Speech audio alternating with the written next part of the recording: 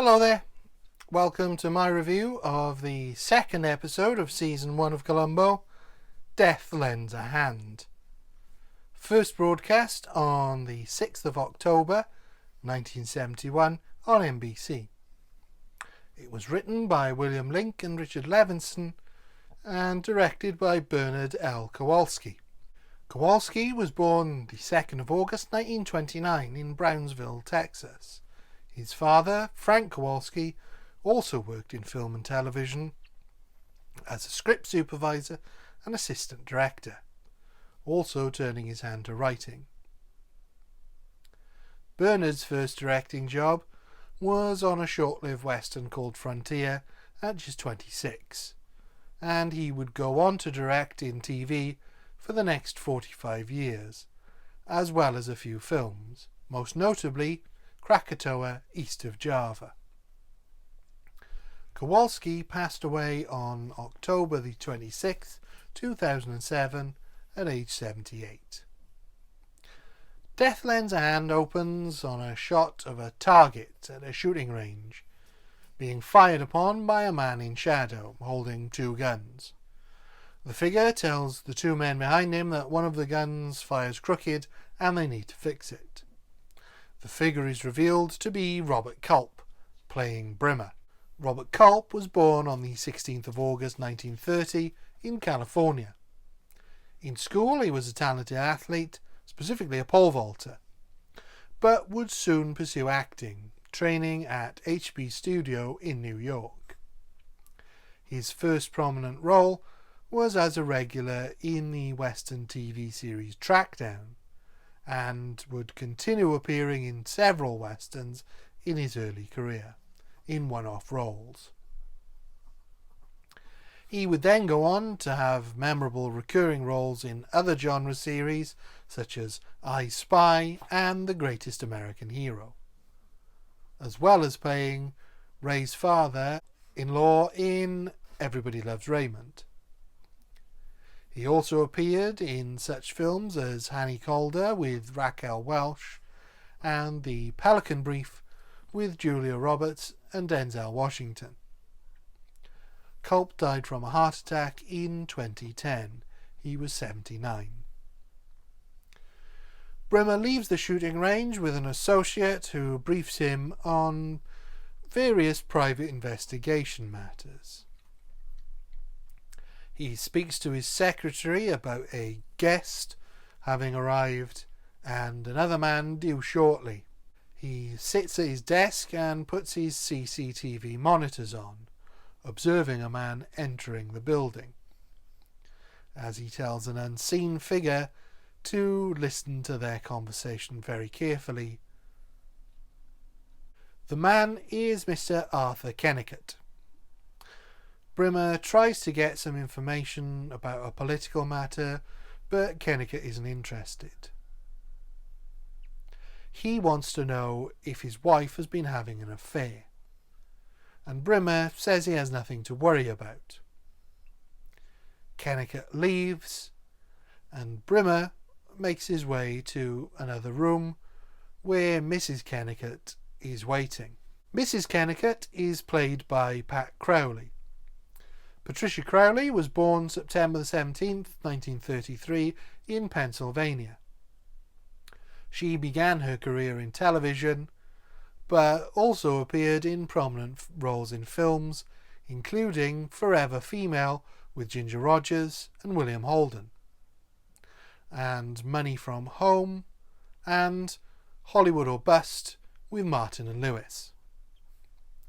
In later life she would play one-off parts in everything from Frasier to Friends, and her last on-screen appearance was in 2012.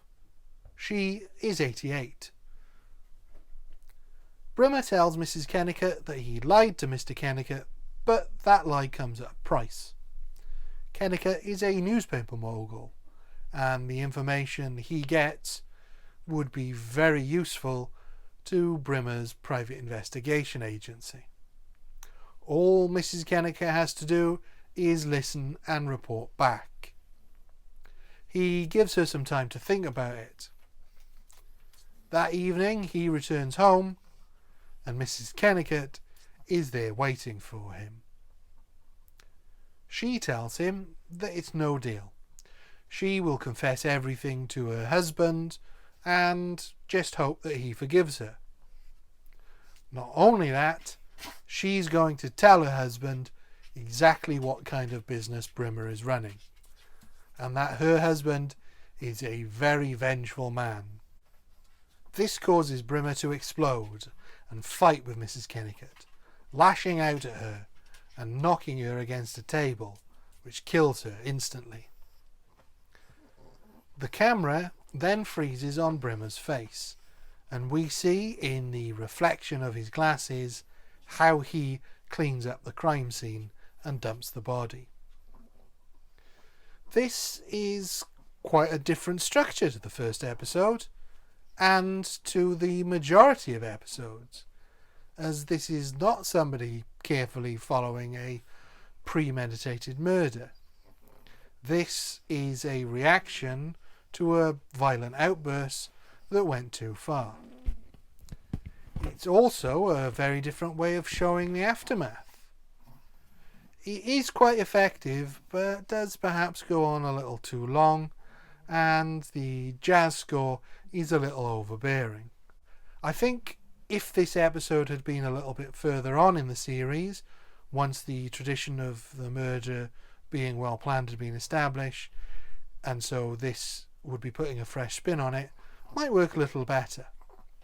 As it's only episode 2, the audience really doesn't know that this isn't a typical episode. We then cut to Columbo the next morning in his now famous beat-up Peugeot 403, a car that reflected its owner. It might have looked dishevelled and worn out, but was actually an incredibly rare model. Columbo is stopped by a traffic cop for what he says is the second time that day, because of a damaged turn signal. But as he's on his way to a crime scene, the cop gives him an escort there, while also pointing out that his license is due to expire within the next week or so. At the crime scene, the police are a little more productive than in the last episode, apart from Columbo, who is looking for a light for his cigar, which is yet again another Columbo trademark that will reoccur. They find the body's purse and manage to identify her. While Columbo looks at the bruise on her face, the body is identified by Mr. Kennicutt, who Columbo takes for a vending machine coffee. Mr. Kennicutt is played by Ray Milland. Milland was born Alfred Jones in Neath, Wales, on the 3rd of January 1907, and was schooled privately at King's College School in Cardiff.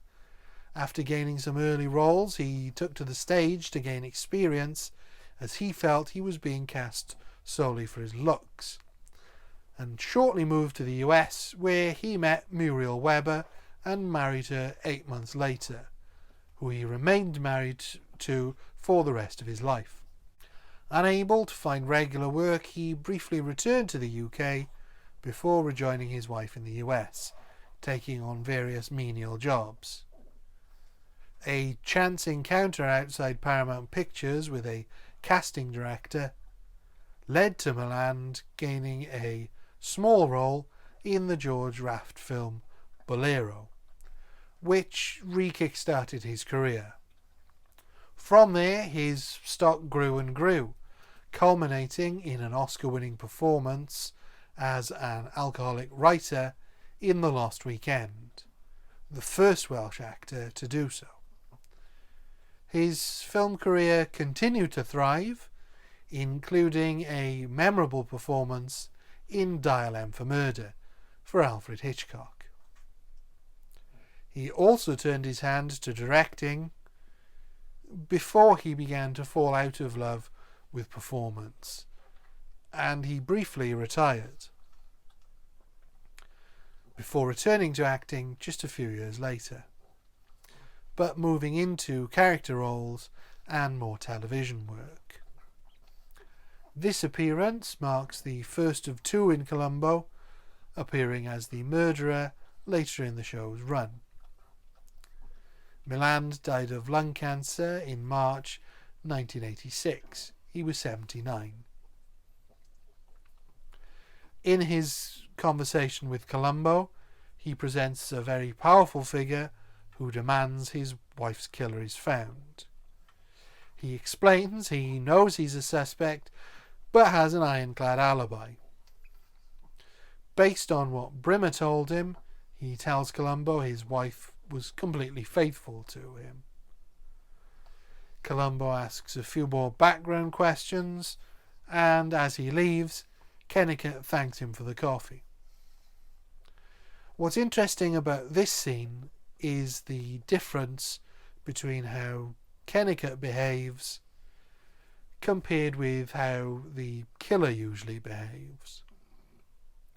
Despite his high status and genuine authority, he is humbled and upset, helped by Milland being a fantastic actor. There is no way one of the killers in Columbo would thank him for an awful vending machine coffee. Had Kennicutt actually been the murderer, he would have absolutely got away with it. He's that good. In the next scene, the following day, Columbo goes to see Kennicutt once again. Unfortunately, Kennicutt has engaged the services of Brimmer, who is being nice and helpful. And we reach the point early in every episode where Columbo knows he's found the killer. This is a certainty, as he says so at the end of the episode. But having spotted the mark on Mrs. Kennicutt's cheek, he sees Brimmer's ring and comes up with a phony palm reading gimmick to examine Brimmer's hand. As he leaves, he mistakenly, and this may be genuine, opens a closet rather than the front door and sees Mrs. Kennicutt's golf clubs, which lead him to the golf pro at her club, who she has been having an affair with. It's at this point Columbo uses the same techniques he uses on the killers to extract the truth from the golf pro. He asks the pro for a quick golf lesson, heavily hinting that he knows exactly what is happening, but suggesting the golf pro might be a suspect right before hitting a perfect shot. We then go to Brimmer briefing his team and sending them all off on wild goose chases. Columbo arrives with the police file and begins the grilling of Brimmer. He asks him about the cut on Mr. Kennicutt's cheek and theorizes it came from a left-handed man who probably didn't mean to kill her. Brimmer doesn't give too much away here, but just enough to continue Columbo's suspicions, including that Brimmer is ambidextrous. Columbo's just one more thing is regarding how Brimmer's house is so near to the Kennicutt's beach house. Here he uses a probably fictitious family member, his sister-in-law, to downplay the observation. So along with the car, that's 2 new Columbo quirks added in this episode so far. Brimmer, however, is not falling into any of the usual Columbo traps and is being very cagey. That evening, Columbo is waiting for the golf pro and gets the truth out of him. He also finds out that they were being followed. So now he knows Brimmer lied about Mrs. Kennicutt's affairs. Brimmer sends the investigator who was on the affair case overseas so Columbo can't speak to him. At Brimmer's offices, Columbo is getting a tour from one of Brimmer's employees. Here we get another Columbo quirk, that he doesn't carry a gun. During this exchange, Brimmer lets his guard down and explodes over something the employee says, right in front of Columbo. He now has his means and motive. Brimmer tries to throw Columbo off the scent, first by saying there were 2 vagrants in the area, then by offering Columbo a job, which would obviously take him off the case. Columbo tells Brimmer his theory, which is, of course, exactly what did happen. Columbo searches for the agent who followed Mrs. Kennicutt, but is unable to locate him, so he's at a bit of a dead end. Then, while waiting in line for an eye test to get his driving licence, he is hit with inspiration. Mrs. Kennicutt wasn't wearing glasses. He saw photos of her with glasses on at Mr. Kennicutt's. He discovers from Mr. Kennicutt that she switched to contact lenses and theorises that maybe a contact lens fell out at the murder site. He gets permission for an exhumation and puts his plan into action. This is where the plot gets a little bit complicated and is probably completely illegal on Columbo's part, but it is a clever solution. Brimmer and Kennicutt are at the cemetery and Columbo tells them that Mrs. Kennicutt is indeed missing a contact lens. If they can find it, it will give them the location the murder took place. He adds that he's sure glad that the killer doesn't know about this. That line is, I feel, one step away from winking at the camera. Brimmer immediately panics, and at home he desperately searches the thick shag pile rug for the contact lens. Columbo turns up, as he always does, and admires the rug in far more detail than normal, just to sell his plan. When Columbo leaves, Brimmer has a think and thinks that the lens might be in his car boot, but as he was having car trouble, it's currently at the mechanics. He goes and breaks in, desperately searching the boot before finally finding the lens. But the lights go on and Columbo is there with Mr. Kennicutt and the police. Brimmer quickly pockets the lens and tries to explain away why he broke into the garage to get into his own car, saying he needed some files he thought were in there. As they escort him away, he has a cigarette and tries to dispose of the lens in the empty cigarette packet. Columbo stops him and finds the lens, at which point he confesses. When he's taken away, Mr. Kennicutt explains that it was incredibly lucky that the lens was there and that the car was with the mechanics.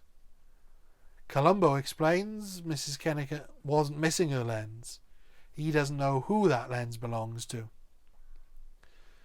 But the fact that he was looking and tried to get rid of it proves his guilt. Oh, and by coincidence, when he was a kid, he and the other tearaway kids in the neighbourhood used to get cars to stop working by sticking a potato in the exhaust pipe. Kennicutt gives a brief glance towards the car and he's tempted to look at the exhaust, but thinks better of it. Whether any of this would stand up in court is highly doubtful. It will be hard to prove Columbo set it all up, but equally hard to prove that Brimmer's actions proved his guilt. You'd be much more likely to get a conviction based on the cut the ring left on Mrs. Kennicutt's face. But for me, the cleverness of the solution outweighs the believability.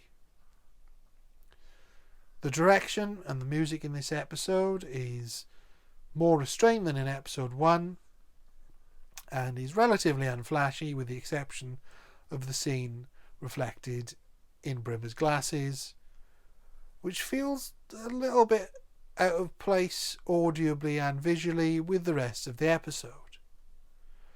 You could probably cut it entirely without it making too much difference. The performances are all great once again. Culp is a good murderer who is quite frightening in the scenes where he explodes with rage, and is smug and superior when he's talking with Columbo. Milland is brilliantly believable in absolutely every scene. The joy he shows when he finds out his wife isn't cheating, and the sadness when her body is discovered, are particularly stand out.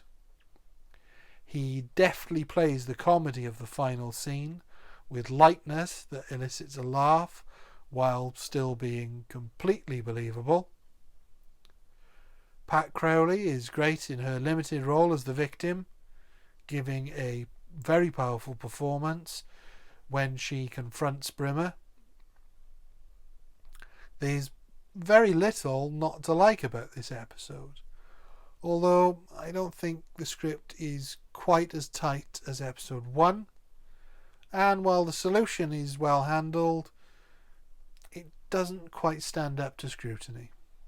Also, while clever, that glasses scene feels out of place. For that reason, I'm rating this episode as a solid 3 out of 5. Not quite good enough for a 4, but certainly not a 2. Thank you. Goodbye.